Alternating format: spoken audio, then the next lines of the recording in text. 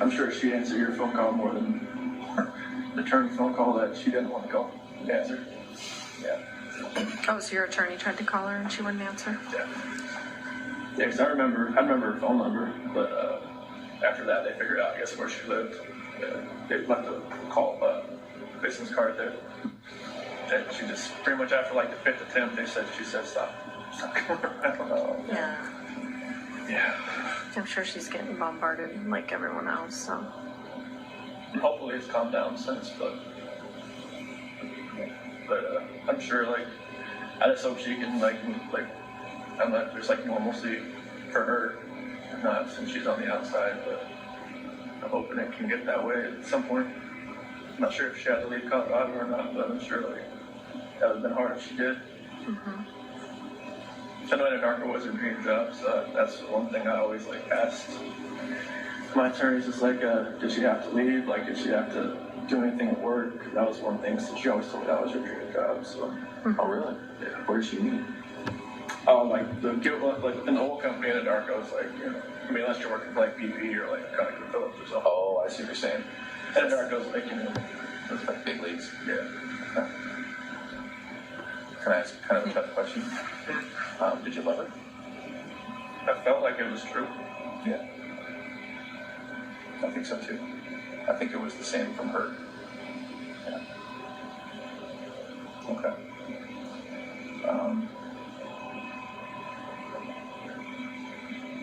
Tell us about the time you spent with her. But I mean, it felt like it was, you know, I think, like when you said, like, more like a shy guy, it's kind of like I've never, like, been pursued by anybody before. It's kind of like I was the one, you know, trying to pursue. Because, like, when me and Shanann met, it was like, you know, she was always, like, pushing me away, kind of like, you know.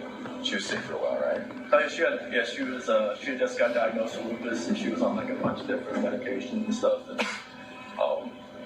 it was, like, I guess I wasn't her type. And you weren't her type? I wasn't her type, because, like, she told me, like, when she first, because we had met. She told you that? You're not that I type. remember you telling me that. Yeah, it was like, you know, when we first met, like, it was at a movie theater. My cousin's ex-wife set us up. You were dressed like shit, weren't you? I think that's what you told me. Yeah, I didn't know, like, that. They weren't having any games? So she was fancy and he was in like shorts and tennis shoes or something, right? She was in, like, I should know the doorman, you know, was in a suit. And I was just like, this isn't good. And, like, Was it at the theater? It was a fancy theater, right? It was Kinda? in Charlotte. It was called the Epicenter, and apparently they give you like champagne and all kinds of stuff. Oh, this is a fancy date night theater. Yeah. Yeah. I think he came like he was going to a Like I was, Cinemax, like I was going to a pond. like AMC. Play theater. No, it was like you we just watched a normal movie, but like you can like drink champagne and like have like, you know, a Jack and Coke inside the theater and just sit there and just whatever. But like yeah, when she first saw me, she was like, I should probably just turn and talk to the bartender a little more. Like, no, I'm not here to meet. But yeah, like I was like persistent trying to pursue something. I liked her, and even on our first date, like I couldn't even eat anything really. I was just like, you know, So nervous? yeah. Really? Yeah, she was just like, you know, chowing down, and she was like, you eat like a bird. I'm like, oh, that's funny. And she talked to my parents, like, you know, months later. She was like, this guy just never ate. It's like, this guy eats like a trash disposal. This trash disposal. I was like, no, not around me. I was like, well, I'm just nervous. I was just like, I was always like shaking and everything.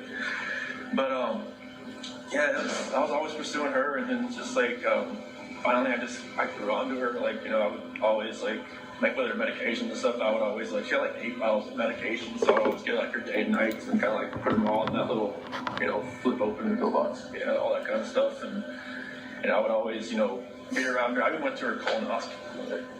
She said after that she knew that was like kind of a keeper. It's like, you know, who goes to a colonoscopy after 2 months with somebody? Right. That's a little soon. But she asked if she needed a ride. I'm like, yeah. She's like, you want to go colonoscopy with me? I'm like, sure, why not? Yeah. Like, even sat with her while she drank that nasty stuff all day. Yeah. Oh. Or she's in the bathroom all day. That clear stuff that doesn't really taste clear. Yeah, but yeah, I mean, it felt like it was a great relationship. Everything was great. Now you're talking about with Kessinger? No, with Tom Elton and like the first year, like, my parents never. I don't know. My mom was always kind of hesitant. Why? I was the baby, I guess. I never, because I never had a girlfriend in high school, so it's kind of like she never like really saw me like. Oh, interesting. So she's kind of watching her baby walk out a little bit. Yeah, because when I turned 18, I graduated. I never moved back. Okay. At home, so my sister moved back and forth all the time. So. How old were you when you met Shanann? I was 25. It was 2010, so. Okay. So no serious girlfriends before that? Nothing more than like 6 months or so. Yeah, there was some girls here and there, but just nothing more than like, the last girlfriend I had before Shanann, she was just actually got divorced. I should never did that, but it was more of like I was kind of like helping her get through her divorce. It seemed like she went on to somebody else. I'm like, oh, nice to know. You're the rebound guy? The rebound guy. Pretty much. But that's how it goes. Would you say that in your relationships with women, it seems to me, and you tell me if I'm wrong, it seems to me like you're attracted to maybe a more dominant personality? It seemed like it because I'm more of the just reserved. I mean, I just kind of like go with the flow type. Yeah. And like, Shanann usually made all the decisions, it seemed like, so. I get that. I'm the same. Yeah. I don't know what it is. Yeah. I don't think that's right with you, but. So then, and I know it's hard to keep bouncing back and forth, but, and one of the reasons we're here is we just keep telling ourselves, Chris just does not fit the mold. Chris does not. No. Like it just blows us away what happened, right? And so we will do a little bit of bouncing back and forth, and that's really just to get to know you a little bit better, because we never really got that chance to do it. We were talking Twice. Yeah. Met you once. Yeah.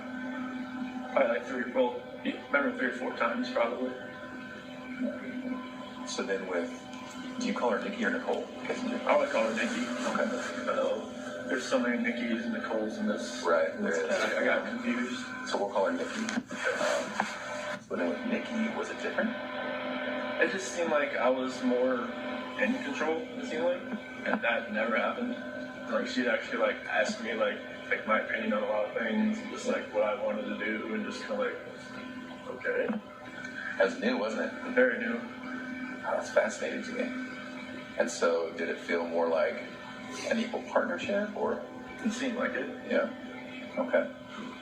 So then, when it was date night, would you guys talk about it? Would you ask to go somewhere? Would she say, I want to go somewhere? Was it a 2:30? The first time we went out, it was to a movie over at the Orchard of the 144th over there. And, I asked her, like, hey, you want to go see this movie? And, like, she's like, yeah. I'm like, okay, cool. And we got there, it was sold out. And, normally we'd probably just have, just wait 2 hours, like, just go home. But now she just wanted to walk around and just talk. I'm like, okay. Oh, wow. So that was different. And, I think she wanted to go to the car museum, Shelby Museum in Boulder.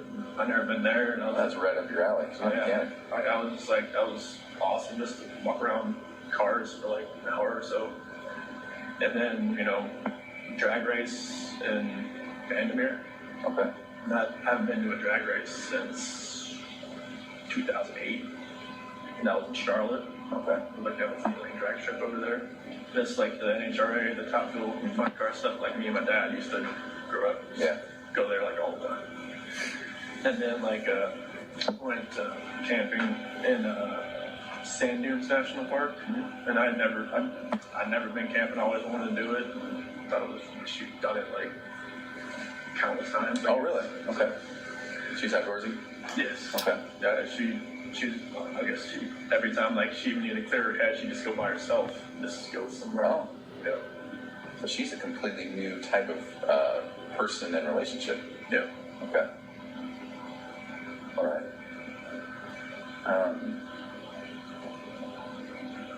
What were you thinking this whole time? Like, in the back of your head? In the back of my head, I was just telling myself, what are you doing? Like, every time, I'd open up my phone, I could see pictures, and, like, my wife and my kids, and just like, what am I doing? And then like every time I was with her, it seemed like I didn't think. It seemed like it was like a blinder that was in my face. Oh. And it was like every time I look back on it, like, you know, like I have pictures of my wife and kids and myself. And like every night, you know, or every morning, every night, you know, I just, you know, talk to them, you know, say like I have like this book I used to read for CC, and I remember that book, so I read that to them like every night. And like there's some scripture and stuff that I read to them, so I just try to, you know, to think back, like I wish this never happened. And just like I wish that blinder wasn't on my head, right in my eyes, that would have seen what was going on. Like, you know, I was having, like, everybody said, oh, you're just out there having fun while your kids, you know, or kids and wife are on vacation. I'm just like, no, it wasn't like that, but it seemed like that's what it looked like when, you know, when you're going, you know, you're going to camping, you're going to drag race, going all this other stuff that you have fun doing, but you're with somebody else, it's not your family. It just didn't seem right. Okay. You know, I was with her, it just didn't seem like I could even see that anymore. Yeah. And I was there at her house pretty much every night. So it was like I didn't have that time at home just to really think about anything. Because literally I didn't, like I was only at home from like when I got home from work, I worked out, I ate dinner, and then I went over to her house. Like I never slept in my house from like the whole month of July. Now, talking through that though, when you said you went home and then you were at her house, was that while Chanel was gone? Oh, okay. So you weren't even at your house? No. This all happened so quickly, didn't it? It was insane quickly. Like I just like, she even told me like she was never in like a normal relationship. She would never have somebody over at her house like more than like once or twice a week, but she felt like she wanted me over there. Yeah. She said she felt comfortable over there. Yeah. So it's just like, that's what was different. Like she wanted me over there. But I just wish that all that would just go away. I just wish I had almost like I know it's hard, I know it's wrong to say I wish I never met somebody, but I wish I'd, you know, maybe met her at work and then just kept it that way. I think if we had a time machine, I don't think this would happen again. Because some people, when this happens, you're like, well, if it wasn't this time, it would have been next time, or it would have been the next time. It just wouldn't have happened with you, would it? And it happened so quickly that you tell me if I'm wrong. You're not the type of guy to take control sometimes when you need to. Yeah, it seems like that's just what happened. Yeah, I didn't take control of the situation. It just like the situation controlled me. Right, it just happened. No, I get that, man. I'm somewhat passive myself, and it's like, you know, there are situations where I'm like, well, why did I let that keep going? You know? Yeah, I don't know why. It was like a roller coaster ride that I just kept punching and taking on, and it was never gonna get up. Yeah. Can we talk about the hardest subject? So when we were talking, the last time we talked, the last thing we talked about was where the girls were, but we never really got to talk about that night. So what happened? So nothing really happened that night. It was in the morning. Okay. It was, you know, me and Shanann, she got home like at 2 o'clock. And, you know, I felt her get into bed. And I just felt like I didn't feel it. I just made sure I looked at my phone at 2 o'clock and make sure she was up there, she was in there. And I could kind of feel her kind of stirring around a little bit. And I just had a feeling that she knew like what was going on. Because I mean, obviously, I didn't use like an Anarco gift card, you know, that I'd gotten. I'd used my actual credit card. And I kind of just felt like she knew what was going on, and she started rubbing her hand on me, and we ended up having sex. But I guess that was more like a test. Oh, I would have thought. Interesting. Okay. Yeah, because when we talked, when I woke up later on in the morning, like, you know, I pretty much, you know, told her, like, you know, I didn't think it was going to work anymore. And she was like, what happened? What was last night? You know? Mm-hmm. So I figured that's what you call the test after I've gone through everything in my head. That makes sense. And she just told me, you know, like to get off of her. And she was like, I knew there was somebody else. I knew there was somebody else. I knew there was somebody else. I couldn't just say yes, there is somebody else. But then she said, never gonna see the kids again. Never gonna see them again. Get off me. Don't hurt them. And then, Is that what you said? so I was just like when I climbed in bed, that was pretty much like on top, pretty much like straddling her kind of deal. Yeah. Okay. Because she thought I was gonna like, you know, hurt her or baby or something. So, because she knew that like, you know, something had happened. She thought I was just trying to, you know, just check out or something. So, but that's when that happened. And I know it's hard, but do you mind if we talk just a tiny bit deeper about that? So she comes home, you know, she touches you, you guys have sex. It seems like she's doing her test, which I understand. It sounds like you do too. I'm sure, like, you know, Nikki or Cole Atkinson or Cassie probably told her, you know. That's what I was thinking, right? They talked about it during that whole weekend. More than like that. That's my parents told me there was like going through like text messages. It's like all like pretty much they all kind of just told her he's with somebody else type of deal. Yeah. And she spent a lot of time with the gals. That's what they did probably all weekend is talk about it, give her advice. I think that's what we found, right? Yeah. Okay. So she comes home, you guys have sex, and then did you fall asleep between then and going to work? Yes. Okay. So then at some point, does she wake you up or is it you waking up for work? Not a lot of more. Oh, okay. And you're going to work out. Mm-hmm. But then that's when she started wanted to talk more. And she was pretty mad. Okay. Yeah, it was, I had already kind of knew that, you know, using that credit card, Was that intentional? Yeah. I had no other way to do it. Oh.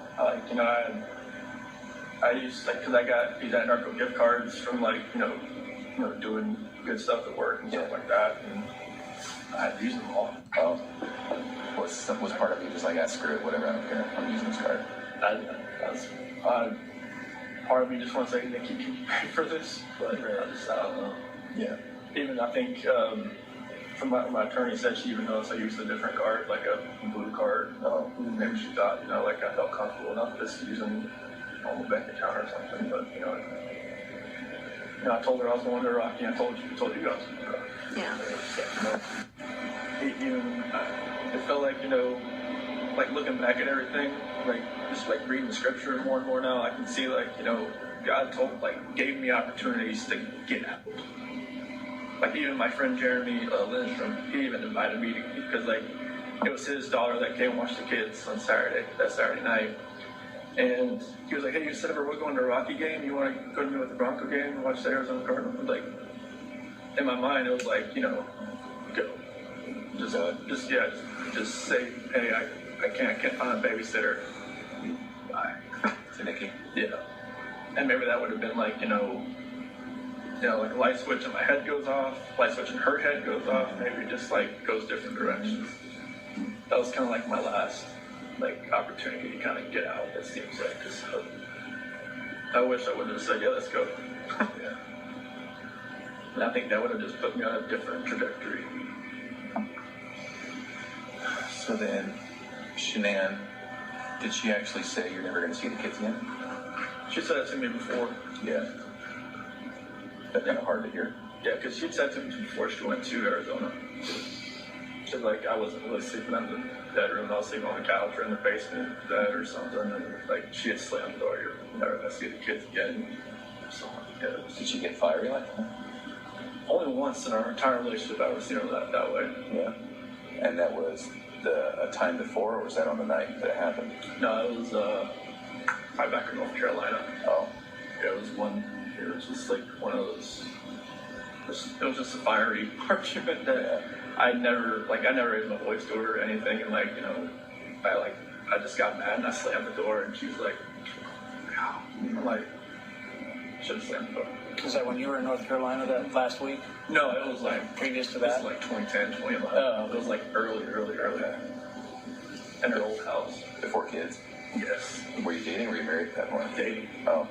Yeah, it was just like I don't remember what it was about. I think some girl maybe texted me like from my past or something, and like I was just like, this, and she was like, don't have that happen again. And I'm just like, I got friends, Right. they're females. Like I don't even talk to this woman anymore. Right. It was just like, nope.